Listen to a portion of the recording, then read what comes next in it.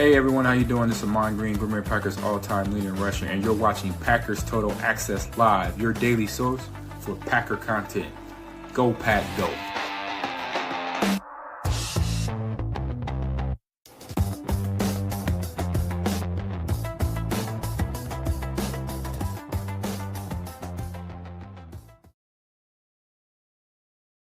What's up, guys? Welcome into Packers Total Access. My name is Clayton. You can check us out on packernet.com. Find me on Twitter at Packers_access. Join alongside Tim in Green Bay on this Victory Monday, November the 24th.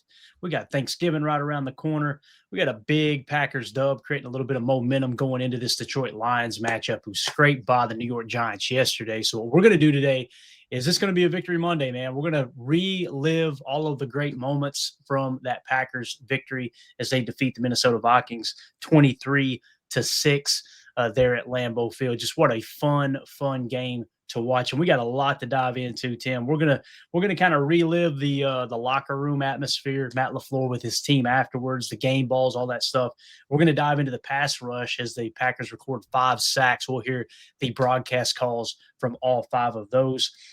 Micah Parsons, will do a little deep dive on him and what's going on with his career statistics. Really cool stuff there. We'll also talk the Rashawn Gary, Kingsley Enagbare snap count situation. There were several hit pieces wrote on Gary last week as if Enagbare was passing him up on the depth chart. Of course, you guys know we talked about it pretty extensively breaking down the tape. We found that it was more of a schematic thing than Enagbare passing Gary up on the depth chart. We'll talk snap count. We'll also talk a little Evan Williams, which I'm really excited about, man. Evan Williams had another phenomenal game, in my opinion. Then we'll jump over to offense. Emmanuel Wilson having a career day. Man, it couldn't happen to a more humble person. We'll hear from him. And a little Jordan Love talk, and then offensive line snap count.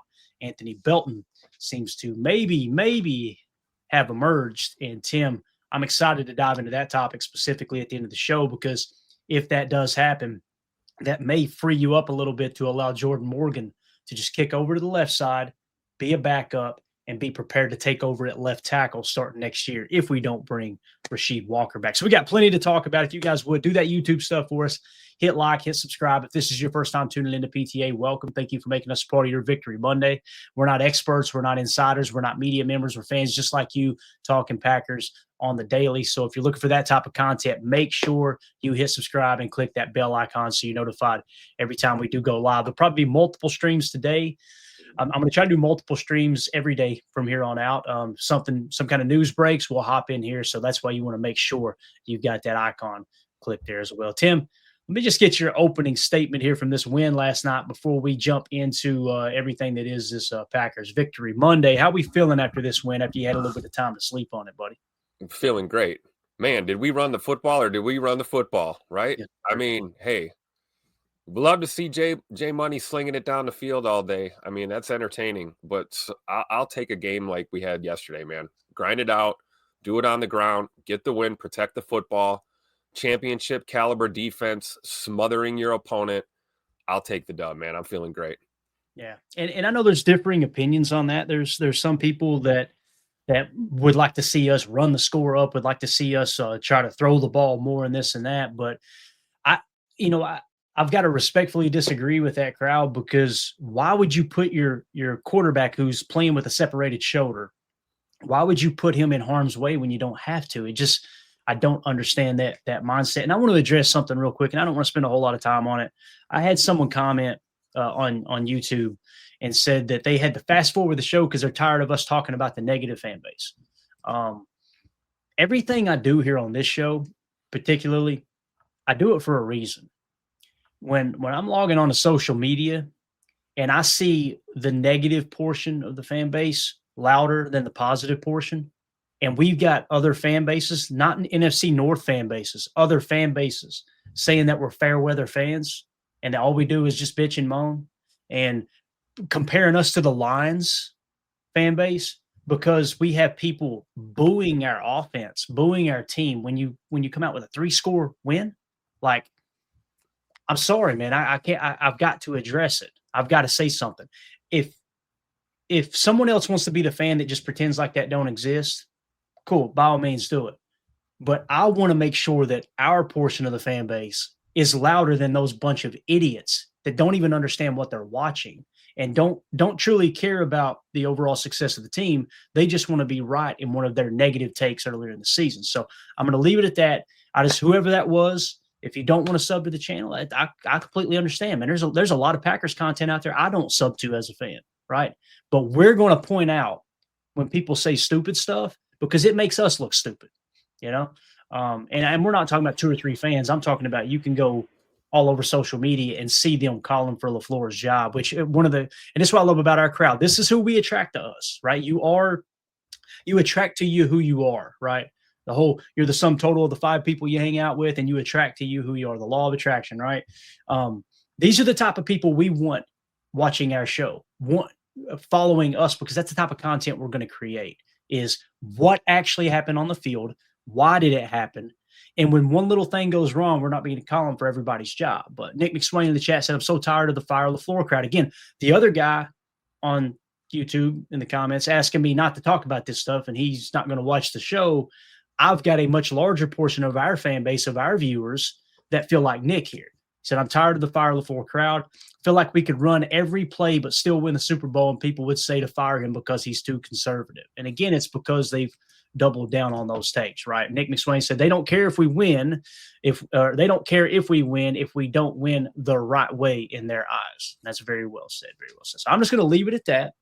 And I just want to make sure, again, that everybody knows where I stand on that topic, because I'm not going to just sit back and let people embarrass the fan base. And it's funny, too, because the last thing I'll say is there's some content creators, they feed that. They feed it constantly, right? And then they'll go on social media and make some kind of grandstanding post of, I know I'm going to get destroyed for saying this, but blah, blah, blah. Like they're having a preference. They're having to, oh no, let me give a warning out there before you guys rake me over the coals. Well, you've been feeding that, buddy. You've been the one that's been overly negative. You've been the one who's trying to gear up and focus on the negative aspect of the tape, as opposed to what is the team doing good and how can you build off that, right? So you made your damn bed, lay in it. It just drives me crazy when people try to straddle the fence. And now all of a sudden it's Victory Monday. They got the stamps on their streams and everything's good. Anyway, Jerry in the chat, the theme of the game, we got depth. Amen, Jerry. Yes, great point. Running back position, especially. I can't wait to talk about Emmanuel Wilson. I know you can't wait either, Tim. You got a chance to meet Emmanuel, and what a great dude. And it's cool. He was in our YouTube chat one night, and I was like, "Who?" He said me. He said, "Well, I actually played here," and I'm like, "Who are we talking about?" That was Emmanuel Wilson. And I went in. I'm like, "Damn, there's Emmanuel Wilson in here." So that was kind of cool, right? And I should probably invite him on the show since he watches the show, but I don't. I'm just weird like that. I don't want to bother those guys for sure. Professor Cakes, Victory Monday on my birthday, right? Hey, happy birthday, Professor Cakes. Let's go. What a gift. Yeah. It's a gift that keeps on giving, baby. Keeps on giving. Yeah. All right. Just trying to look at the chat here real quick, try to monitor everything, make sure I'm not missing anything. Nick McSwain again. I love this show because 90% of the Packers social media makes me feel like I'm taking crazy pills with their hot takes. Same here, man. Same here. That's why I like to do poll questions too, by the way, Nick. I'll throw a poll question out there. When I get to the point where it gets so loud enough to like, am I the only one that feels like this? And then the poll question will tell the entire story, right? And you'll find out, okay, that's just an extremely loud minority. Jen Wright, this show is the best part of my day. Thank you so much. Appreciate that. Andy Watkins, this show, any sports broadcast / analysis. Thank you. We try to make it fun, but we also try to be in depth. That's the goal. We screw a lot of things up. I screw a lot of things up, and these guys have to straighten it out for me. But I'm glad we've all kind of gravitated toward each other and talking Packers, man. This is the highlight of my day as well. So let's get into it, Tim. Let's talk about it. Victory Monday. Bang. This right here, probably my favorite part of the day. The ultimate troll job right here. Yeah. And we may play it once or twice here, okay, gang? You know why. But I just say, good morning, Packer fans. It's Victory Monday. They said that Evan Williams went down there after the interception. He runs down, and he said he did one skull chant, and then by the time he went to hit the second clap, everybody was already doing it, right? Did you hear how it started, though? Uh-uh. So at his locker room interview, he was asked about it, and apparently this was all Javon Bullard's idea. He kind of planted the idea in his head earlier in the week and mentioned it, and it just kind of happened spur of the moment. He said he ran down there and saw Bullard, and they decided to just do it. So shout out to the Packers defense for trolling these numbskull Vikings fans. I love it. Yeah, and we have the locker room interview. I think it was by Dominic Yates, I believe. We'll hit that when we talk Evan Williams. I haven't listened to it yet. I wanted to listen to it for the first time with you guys. Spoiler alert! I just messed it up. My bad. And it may not be the same one. I'm assuming it is, but I'm excited to hear it for sure, man. Let's see here. Paging Dr. Crutch with the super chat. Thank you so much, Dr. Crutch. Evan Williams, he may be cheap whiskey to some, but he's something special to us. He's such a gem. Yeah, it's what a great comment. Evan Williams, not good whiskey at all. Damn good football player, though. We'll take it. Exactly. I almost feel like we need to switch this up now since we're sitting here talking Evan Williams. I almost feel like we need to just jump right into that, to be honest with you. Let's see if I can find the Evan Williams clips here. This is very, very unorganized and unprofessional, but let's just do it. All right. Let me get these rolled over, and I've got the interview as well. Because Evan Williams, guys, he's playing damn good football. And the thing I like about Evan is he's never too high, he's never too low, right? He's just always right there in the middle, even keel. You can tell his teammates love him. He's just got the right attitude when it comes to playing football. Tim, I've got a couple screen grabs, one labeled offense and defense images down there. If you'll get those ready for me, let's play the soundbite from Evan Williams's interception here, and then we'll talk a little bit more. We'll also hear him at his locker. Do you see that defensive one there? I think it's a Micah Parsons one at the very bottom of the engine. Awesome. Perfect. All right, here we go. Here was the Fox audio from the NFL telecast of Evan Williams' interception here in his stellar sophomore season as a Green Bay Packer. Here we go. McCarthy down the seam and too tall and picked off. Second interception for the Packers the last two drives. Evan Williams, second week in a row, he's got one. That crowd, that's, of course, when they went down and did the skull chant. Man, so I didn't realize that's 2 weeks in a row he's had an interception. That just now hit me hearing that. That's what it sounded like, right? 2 weeks in a row that Evan Williams picked a pass off. Yep, picked off Jameis in right, New York. Yeah, in the end zone. And then got this gem as well. So just so cool to see the kid playing great football, man. You know, you talk about sophomore season. He's one of those guys that if you just watch him on the field, he looks like he's been playing, 10 plus seasons in the NFL. Certainly had no problems adjusting to the pro level. And I think he fits in perfectly in this Hafley system. I really do. Yeah. Amen to that, man. Appreciate the super chat, Crutch. Thank you so much. Let's go to the locker room interview. And it was actually Kyle Malzahn was the clip I had. So shout out to Kyle Malzahn. Great follow on Twitter at Kyle Malzhan. Covers the Packers there locally. Packers safety Evan Williams mentioned how electric Lambeau Field was today and what prompted the skull chants. This is kind of what Tim was mentioning there briefly. So here we go. Here's the story. This is Evan Williams at his locker. Yeah, whenever you get the opportunity to, play at home, you got to understand that, there's not many places like this. You don't get a family community type feel at Lambeau like anywhere else. And so, I feel like we definitely don't take that for granted whatsoever. Every time we come out here, again, I'm saying urgency a lot, but that's the truth. You got to have that, these are must-win games coming down the stretch that, you got to take advantage of that home field, especially in this last half of the season. So, shout out Lambeau, man. Shout out Green Bay and especially for backing up my little celebration. That was love right there. Was that impromptu or impromptu? Yeah. Bull brought it up a little bit ago. I think earlier in the week. I wasn't even taking it serious really, but when I was running down, I turned around and I saw a bull and kind of just made me think. I'm like, I think that would be a good time right now. Well, Coop was trying to get me to Lambeau leap. Okay. I'm like, okay.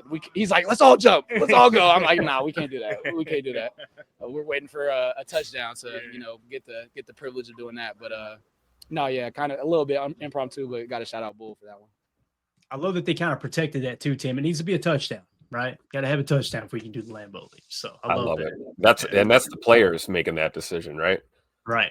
I think we found out last year that Matt has an arrangement with the guys, right? That you're allowed, you can do your celly or whatever, but it's either or. You can do a Lambeau leap or you can do an end zone celebration. And I like that the guys are like, nah, if we get a pick six, we'll jump in and do the Lambeau leap, but if not, we'll just troll the Vikings fans sitting down there at the back of the end zone. That was great. Let's go to the chat, see what everybody's saying here. We got Brandon Johns in the chat, said we have a special team, and I love our Packers players. Keep it as they love each other as family, because being family is the most important thing as being a team. Again, we always say that. I put a tweet out all the time that says, we're building the team, we're not collecting talent. And I didn't create that. I didn't come up with that cool little saying.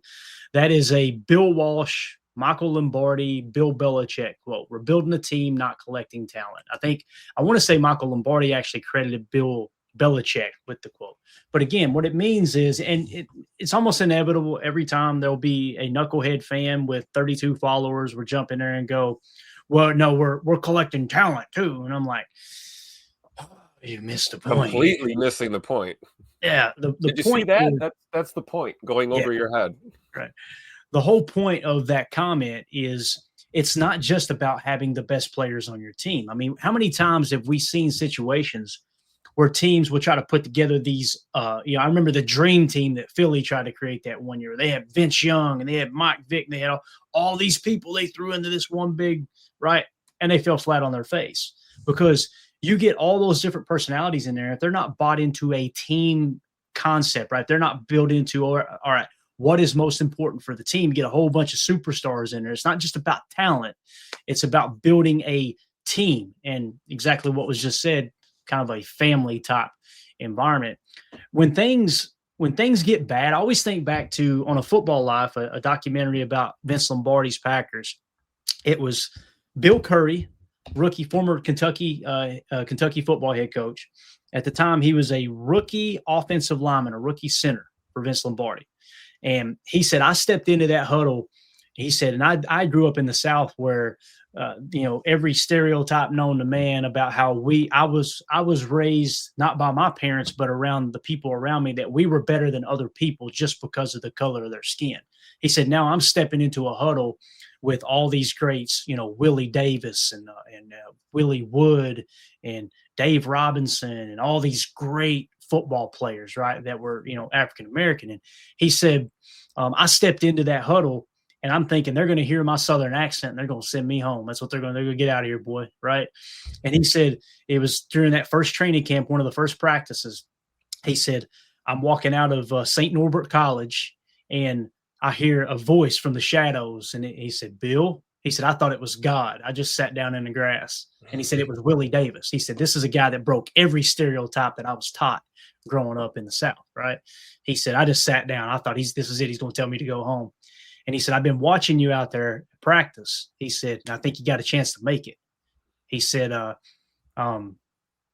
want you to know that when I'm trying to think of how he said it. I want you to know that when you're out there and you're sweating and you're bleeding everywhere, and Nitschke is screaming and barking and slobbering and, staring at you across the line, and you don't think you can play another play. He said, you look at me and I'll get you through it. That's what he said. Like, lean on me, right? Even though I play on the opposite side of the ball, like, if you need me, you come to me. That's what building a team is. And people want everything to be perfect. And it's kind of what we started the show off with. It's never perfect. It wasn't perfect in 2010. It wasn't perfect in 96 either. I mean, going into 96, you know how many people were talking about Brett Favre's drug addiction, right? And that's what's going to hold this team back. He's, because he's finally trying to get clean of his, his addiction and everything. It's never perfect, right? And sometimes when it's not perfect, Tim, you get this picture painted like the rest of the world is against you. And that's when you really kind of, huddle around each other and go, all right, it's us against the world. And that's why I always point out, like, when a season may not be going exactly how you wanted to, what did you expect? That's why I always ask. I love asking people, what did you expect? Did you expect? They expected 17-0 and they expected, 56-0 every game. That's why they're disappointed, right? Yeah. So again, it's about building a team, not collecting talent. And I think it's very well said what was just said there. Michael with Super Chat. Thank you, Michael. He says, Evan and McKinney have amazing chemistry. You could see it. That's huge for us on the back end. I'll tell you what else is huge for too, Michael. And I don't want to say this any more than anybody wants to hear it, but there's going to come a day where we got to make a decision on Evan McKinney Xavier McKinney. Right. And what I mean by that is 3 years down the road, 2 years down the road, we got to look up and go, okay, how much money is he worth? How much is he wanting? You guys know this is a business, right? Unfortunately, there's going to come a day where McKinney ain't going to be on the roster. And I just love the fact that McKinney is pouring into our boy Evan Williams constantly, right? Yeah. You can just see Evan Williams is going to be the leader of that secondary one day. And I hope McKinney gets multiple Super Bowls with the Packers, and I hope he don't retire until he's 38 and he's still playing great football at that age. But we know how few and far between those are. So when I see that and I think, man, Evan and McKinney together, great chemistry, and they really do. I also love the fact that Evan Williams is getting a front row seat on great training on how to be a pro, how to work the right way, how to read an offense and route concepts and everything in between, Tim. I think that's a great comment there, man. Yeah. And then, like we said, combine that with the fact that, you're in a Hafley system. You've got Coach Ansley, your passing game coordinator back there. Talk about an ideal situation for a guy to come into as a young player in this league. Having a, basically premier veteran leadership on the field next to you, and then spectacular coaching and scheme. I mean, he's poised for success. And I think you're right, Clay. I think down the road that's going to be the future of that back end of the secondary for sure. It's going to be Evan Williams sliding into that role. And right now they're the two-headed monster. We saw that yesterday, right? You didn't know who was going to be in the box. Was it going to be X? Was it going to be Williams? They can kind of both flip, and one guy can play post, one guy can, pick up the slack in other areas. This is a formula for success, man, on defense. And we're seeing it now. We're seeing what we talked about all throughout training camp and preseason process. We're really starting to see things click for this defense right now. Yeah. And you want to be playing your best football going into the playoffs. That's the ultimate goal, right? You can be undefeated up to week, 15, and then all of a sudden get a rut. Other teams that got the beat on you. Now, do you change what's worked all year? Do you keep doing what you're doing? Like you get in that little funk, and next thing you know, you go into the playoffs with no momentum. That's another thing that's very, very real as well. So thank you for that super chat, Michael. Appreciate it, man. Jen Wright says here in the chat, what the hell's going on out here? All right, guys, we're going to try to keep this going, glitching up if you guys can hear me. Shout out to Holmes in the chat. You think God never farted? Yeah, it does. It does happen sometimes. There's not much you can do with the technical difficulties. You think God never farted? All right. There we go. There's Clayton. All right. Yeah, we had this happen pre-show. I'm not sure what was going on, but we had some kind of glitch where everything went black. I love the comment, by the way. Somebody in the chat said with the Romeo Dobbs comment on Tucker Kraft, it broke me up. So hopefully everything good now, though, Tim. We good and clear now? Yeah, it sounds good now. All right, good. So I don't even remember what we were talking about. I was going to go to Matt LaFleur comment. That's when it froze up here. Jen Wright said Matt LaFleur's comment on Haddon says something. It really does, man. And again, sometimes the bottom half of your roster is what wins you championships. We talk about 2010 all the time, man. I remember when Ryan Grant went down. I remember when Jermichael Finley went down and all those important players. And I was just like, oh, boy. It's how I felt a couple of weeks ago, to be honest with you. I remember I said it on the show. I was like, man, there comes a point where you go, okay, this is just too much to overcome. You're starting center, you're starting running back, your number one receiver, your number one tight end.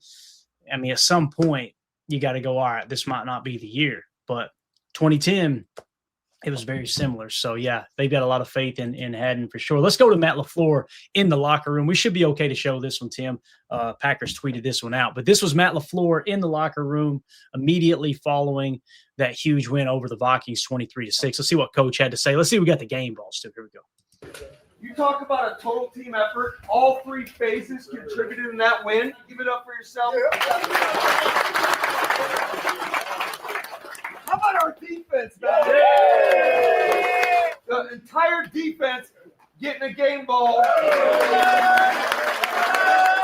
However, for this guy's ability, representing the defense, his ability to come in, control the green dot, had a pick today.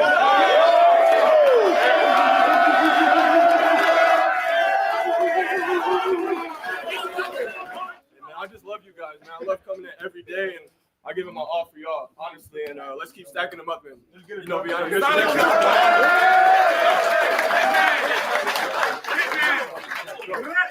Not too many times in this league to get 42 rushing attempts in a game. Got to give it up for the offensive line today.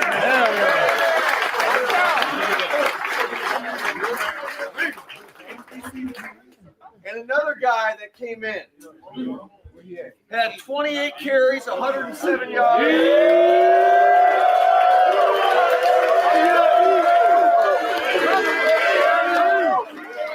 Appreciate it for the opportunity, man. Let's get right Last but not least, defense. First of all, McManus coming in, making all his kicks. Hell of a job there. Daniel Wheelan kicking it out of the ball. This guy, this was the player of the game. Oh, give it up for Zane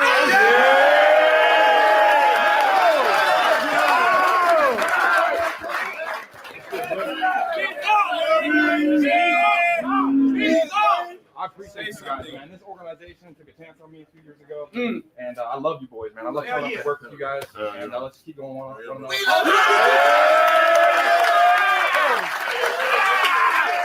Let's go, fellas. 3, 1, 2, 3. You know, since we just showed that clip, Tim, let's just jump into that play, man. We've got the audio from that specific pump play.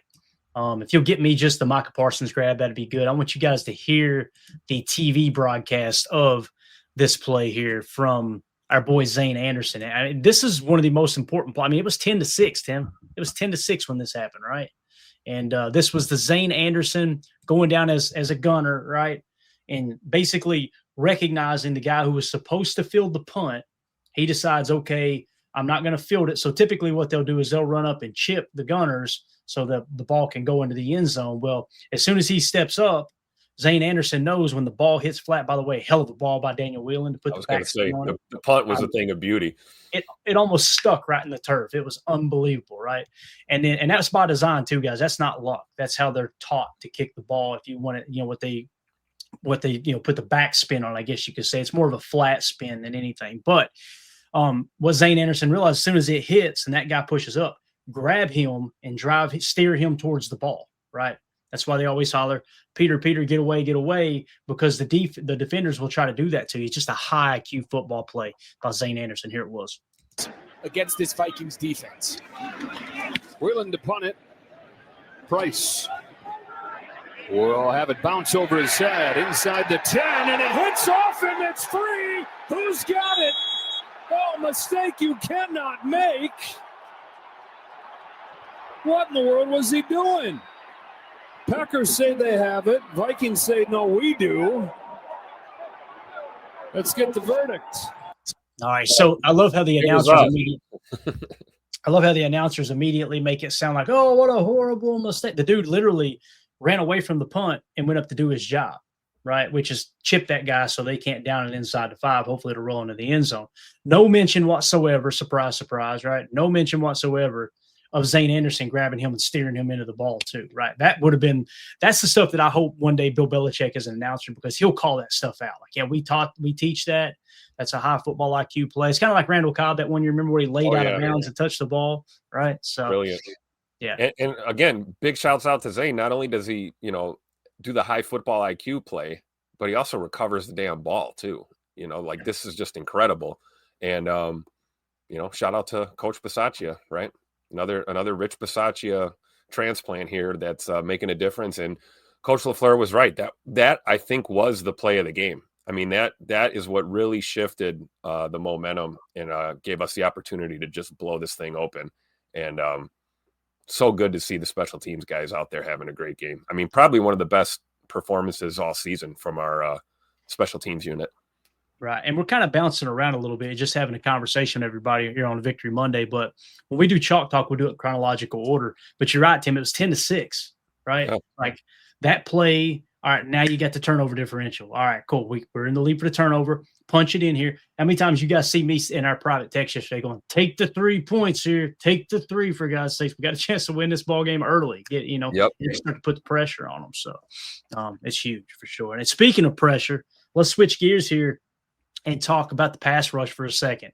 If you'll get me that Micah Parsons image again, these were all 5 of the Packers sacks yesterday, and I love how Packers social media team did this. They just put them all together. It's about 1:04 long. Let's listen to all of the TV calls from all 5 of the Packers sacks yesterday against. I love that image too, by the way. Is that not is that not beautiful right there? Somebody check on JJ, man. You all right? Somebody they posted that picture and drew the number 9 in the shape of his body. It was perfect. It was right at the ass cheek down to the head, just the perfect 9. It was great, man. So anyway, here we go. Here's all 5 of the Packers sacks as the pass rush came alive at Lambeau Field yesterday against the Vikings.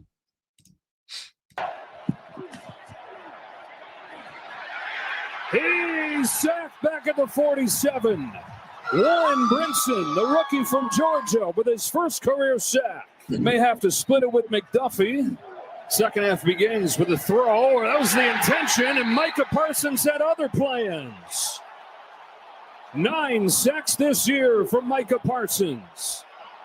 Third and a mile. They line him up at linebacker here, and he just barrels his way in there, and Devontae Wyatt has a sack of his own. Fake the toss. Parsons is coming, and he's got his second sack of this third quarter. This guy gets double teamed more than anybody and still gets to the quarterback more than anybody. Parsons getting a running start from linebacker. He's picked up this time. Gary able to get there. Couldn't get him down, though. Now McCarthy takes another sack. Devontae Wyatt, second of the game. He's doubled his season total, and the Pack has picked up 5 of them. So that play there, you heard him mention Gary, obviously flushing him back in towards Devontae Wyatt, right? I thought Gary had a pretty good game. I'm excited to see the PFF grades to see if they're as close to what I remember seeing yesterday. But, man, that pass rush came alive, Tim. If I can take a quick glance here at the stats, I don't want to miss anybody. And by the way, hopefully that's a new thing that happens on this defense. When we get a sack, find the general. If Kobe's on the field, give him that salute. I love that. Absolutely love it, man. So sacks, Isaiah McDuffie with a half sack, Devontae Wyatt with 2 sacks, Micah Parsons with 2 sacks. We'll talk about him here in a second. Warren Brinson with a half sack. And, of course, quarterback hits. You had Rashawn Gary with 2 quarterback hits and that 1 pass deflection where he strips the hand and the ball gets intercepted. We'll talk about that shortly too. So just absolutely awesome. You had 10 quarterback hits and sacked the quarterback 5 times yesterday, Tim. Phenomenal, man. And we talked about this, about, the addition of Micah Parsons, what that'll do to this defensive front. And we saw it all day long, right? Just affecting the way Minnesota was trying to set their protections. And, we saw a lot of those tandem sacks, or, you look at Devontae Wyatt's sacks, you can directly attribute it to, Micah and Rashawn and Colby Wooden and guys doing their job and playing as a unit, man. And you get games like this. I mean, we had defenders that were all over the stat sheet. It wasn't just one guy that was making plays for us. I mean, these guys are feeding off each other, playing for each other and with each other. And these are the type of defensive performances you need to see if you want to win a Super Bowl. And I feel like we've got the caliber of defense that we need to get there for sure. Yeah, definitely. There's no doubt about that. This is a championship level defense. Can the offense put enough consistency together with the amount of injuries they got? That's going to be the big question, right? Yep. If they can, and again, you don't have to go out there and score 40 points a game, but I'll tell you what you got to do. We could have scored 7 points yesterday and won that game. Exactly. What you got to do is be able to establish that run enough that if you get a lead, you can start to lean on them a little bit, and then the play action comes alive. And when your quarterback is fully healthy, which we know Jay Love isn't right now, that's when things can really click, really, really click. So Michael in the chat says total domination on both lines of scrimmage, winning football every time. Amen. Trenches, right? And we talked about that after the Eagles matchup in the playoffs last year. We lost. Immediately following the game in the postgame show, it was, man, we got to get better up front. They bullied us up front. We got to get better up front. That's exactly what Goody did. He went out and he spent a second-round pick on Anthony Belton. We'll talk about that on the backside of the show. Yep. Finally seen him get a little bit of playing time. It's really exciting to see. You went and got Aaron Banks, whether it ends up being a good signing or not. That's Goody taking a swing in free agency. We gotta make something happen there, right? All those things, they come into play. Hell, Warren Brinson, I know it's a later round pick, but that's another guy that, I know many Packer fans were very, very excited when they drafted him. You went and got Baron Sorrell. Another guy. Yep. me and Tim, we were sitting there with the crew in Lambeau Field in the bleachers watching them make that pick live and him walking across the stage outside of the stadium with the draft be there in Green Bay. There was multiple picks. You always got to be looking for guys in the trenches, whether it's on the edge, at the 3-tech, or like I said, on the offensive side of the ball as well. That's why the Jordan Morgan pick, if it ends up being a great pick and he's the franchise left tackle once they do move him there, if they do, great. If not, you still got to take swings there.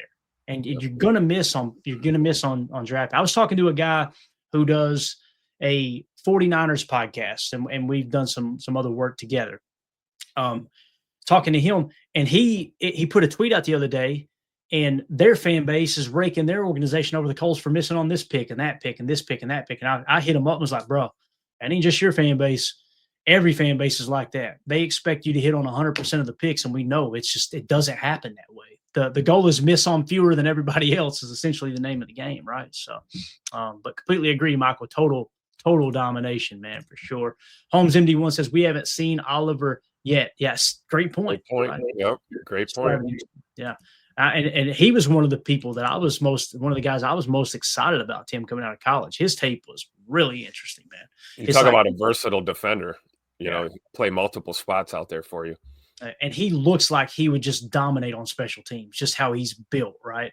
I could see him being one of those guys that we look up, and next year it's like he's leading the special teams in tackles. But let's shift gears here real quick. Well, not really shift too far away. We're talking pass rush anyway. Let's talk about our boy Micah Parsons up to this point. PFF put this tweet out this morning. The Packers defense versus Minnesota, 6 points allowed, 5 sacks, 3 takeaways, and the passer rating allowed was 34.2. And we know Micah Parsons played a huge role in that, right? And again, you see him getting double and triple teamed. All of a sudden, Rashawn Gary forces an interception. All of a sudden, Devontae Wyatt gets 2 sacks. You got Warren Brinson and McDuffie splitting a sack. It really has unlocked this defense. To me, Tim, Micah yesterday looked healthy for the first time in a long time. And I'm not saying he's been injured this whole time. It's just from time to time you see him get a little nicked, a little banged up, and it's like, okay, he's still effective. They're still double and triple teaming him. You're literally getting a +1 or a +2 hat count when he's on the field. But yesterday, damn, he looked like he was shot out of a cannon, man. And we talked about in the pregame too, man. They had a good offensive line. They had their starting 5 was out there, right? Christian Darrisaw is a good left tackle. Right. And I kept trying to think of who the guys at O'Neal on the right side, whoever it was. I mean, they're grading out a pretty darn good offensive line. Kelly was back at center. Kelly, I think last year graded out in the 70s or 80s. So this was a good offensive line. Now the quarterback, that's a different story. And nonetheless, though, man, good defense still take advantage of bad quarterback plays for sure. Absolutely. And I think you're right about Micah. We talked about him not really getting any training camp or preseason action. I think he's finally at the point where he's 100%, 100% game speed, ready to go into the playoffs, man, and help us win a Lombardi, dude. This is going to be a hell of a ride. And you can just see the overwhelming impact that he has, not just schematically or, from a defensive point schematically, but just as a locker room guy, as a leader, as a team guy. It's just really cool to see this defense with him out there. And Rashawn Gary as well, right? We always talked about that tandem. We wanted this deal only if we kept Rashawn, and we're seeing what that looks like right now. We really are. Yeah, no doubt about it. Wendell Ferreira, just give him a shout out here real quick. He tweeted out Micah Parsons, who has 10 sacks this season, joins Pro Football Hall of Famer Reggie White as the only player since 1982. Guys, that's the year I was born. Okay, so Micah Parsons and Reggie White, since this guy has been on this earth, are the only 2 players with an individual sack came, and since the individual sack came an official statistic, with at least 10 sacks in each of their first 5 seasons. Think about that. It's just him and Reggie. And listen, we said when people were saying this is going to be our Reggie White, it's going to be our Reggie White, I was like, whoa, listen, guys. Micah Parsons is not Reggie White. Reggie White was not just a speed rushing defender, right? Reggie White, he could beat you with a little bit of speed. He had blunt force trauma power, right? And he could play the run just as good, if not better, than the pass rush. He was a team leader. He was an anchor for, I mean, just he could play nose, he could play 3, he could play 9, he could play all over that line, and he was effective everywhere he went. Not effective, dominant everywhere he went. So Micah Parsons is a different player. He's a speed rusher. That's what he is. He could play with a little bit of power too, but he's a speed rusher. The fact, though, Tim, that these numbers, that's the only 2 players, the chances of Micah being a first ballot Hall of Famer and having a similar, if not same effect as Reggie White had on the 90s Packers defense, I think is extremely high, dude. I do. Oh, yeah. Yeah, again, he's not Reggie White. I want to be very clear there. But this is really impressive, man. The only 2 players since 1982 when the sack became a stat where they've recorded 10 sacks in each of their first 5 seasons. That's phenomenal, man. Yeah. I think the comparison is, you look at it from this level, right? This is a crazy stat when you think about it. So he certainly belongs in the company of Reggie White. He's earned it. And like you said, different players, different type of players. However, I do think it's fair to say that I think you're right, Clayton. I think, when you think of the impact of, signing Reggie White as the first free agent and him coming to Green Bay and what he did for this defense, I think Micah's impact is going to be very similar. Picking him up with, Goody fleecing Jerry Jones out of Micah Parsons. We can see the changes almost immediately. And then now we're well into this season making a playoff push, and it continues to get better. And, Micah does have some attributes to his game that are similar to Reggie when you think about the versatility factor. You talk about Reggie being able to play multiple spots on the line. You look at Micah, we talk about those cheetah packages and the Joker look and the way that he's able to, switch sides of the formation or possibly go to the middle. We saw it yesterday. We saw an incredible, I think it was A gap right up the middle, Micah Parsons blowing up that line. So there is a versatility factor, but I would agree. I mean, these are 2 different players. But I think we're going to be the comparisons are going to come the more and more games that he plays as a Packer in this defense, and we see them continue to dominate out there. Yeah, definitely. So that's going to do it for hour 1. For those of you listening on the pod, we'll see you on the other side for hour 2, where we're going to pick up with debunking some of the Rashawn Gary slander and some of the snap count hit pieces that went out last week. We'll talk about that. We'll also pick up with Emmanuel Wilson, talk about his great performance, Jordan Love, and the offensive line snaps as well with Anthony Belton getting his opportunity to shine. So we'll see you over there for hour 2. We appreciate y'all.